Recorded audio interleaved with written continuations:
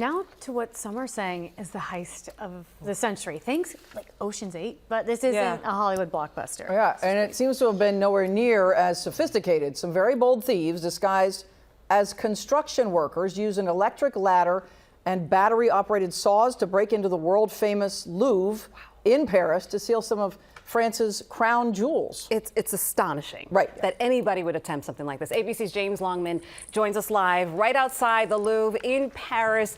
James, the museum, as I would imagine, is closed today.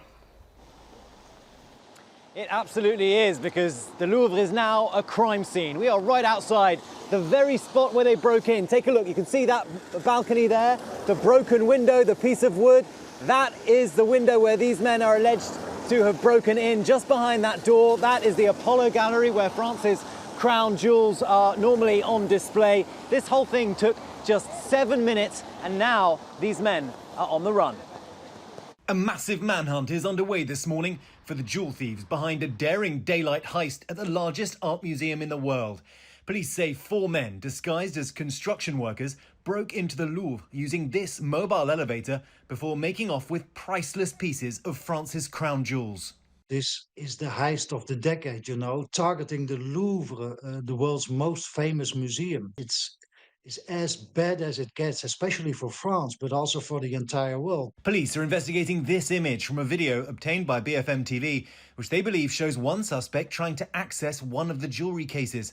The suspect's making off with 8 items, including sets of sapphire and emerald necklaces and earrings, 2 diadems and elaborate diamond brooches. This one purchased by the Louvre in 2008 for just under 7 million euros. It all played out 9:30 Sunday morning, officials immediately shutting down the museum. And all of a sudden, we were kind of rushed by a big mob of police that were running by, and they were all running to one of the wings of the Louvre, and they were trying to get into one of the side doors. Visitors inside quickly evacuated. Police say the masked robbers drove up to the side of the museum in a truck mounted with a ladder described as a mobile freight elevator. Police say the lift was extended up to a second-floor window, which the thieves broke open using an angle grinder, a handheld power tool used for metalwork. From there, they're alleged to have threatened security guards before ransacking the Apollo Gallery, where Napoleon III's crown jewels were on display. Police say they tried to set fire to the lift they used before they fled.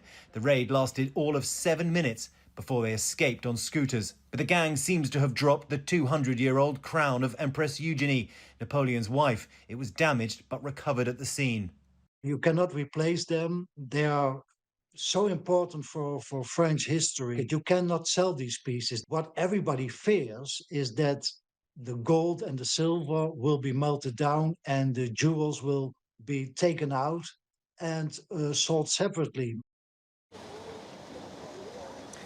And being here on this sidewalk, guys, you get the sense of just how busy this is. The Louvre is in the centre of Paris. There are people everywhere, and at 9:30 yesterday morning, these streets would have been packed with people going to work. The only reason people maybe didn't take a second look was because they were wearing those construction outfits, those disguises. So people just kind of figured, well, business as usual. But no, they were stealing some of France's most prized possessions. Guys. Oh, James, it looked like work equipment. They looked like they were working. We understand that authorities in Paris just revealed new information. What do you have? Yeah, so a whole series of details now. They've revealed the road, the highway, the A6 out of Paris, which is where they believe these men made their way. So it might be that they're in the countryside somewhere bedding down to try to escape the authorities. They also think that these men made mistakes. They say that they left behind items when they left here, including a blowtorch, the gloves, also gasoline, as well as a metalwork, a blowtorch, excuse me. And they think that they did that by mistake, and that's given the investigators now an opening possibly to try to track down who these men were, maybe find out where these items were bought. There's also forensics, so they're looking at DNA as well to try to track down the identities of these men. They're also saying that it could be an inside job, and they haven't ruled that out either, guys. Oh, yeah. Wow. Wow. Our minds are swirling right now, James. Before you go, obviously world's busiest museum, but now there's some serious questions about security, right? Yeah, for some time there have been issues apparently with the security in the museum. Actually, one of our crew know someone working inside for the security company, saying that there's been some discussion about the number of people working for the security firm, not enough individuals spread out inside the museums, in certain galleries as well. Also big questions around security cameras may not have been in the right places. As ever with institutions in France, there may well have been strikes, well there were strikes recently which may well have impacted the ability of the security kind of company to do its job properly inside the Louvre. So there are going to be some big questions. I mean, look, it's the side of the street, they rocked up with this truck, put a ladder up on the side of it. This was not sophisticated, but they knew exactly what they were doing. And these guys were professionals. The race is on to find them. Okay, you will keep us updated.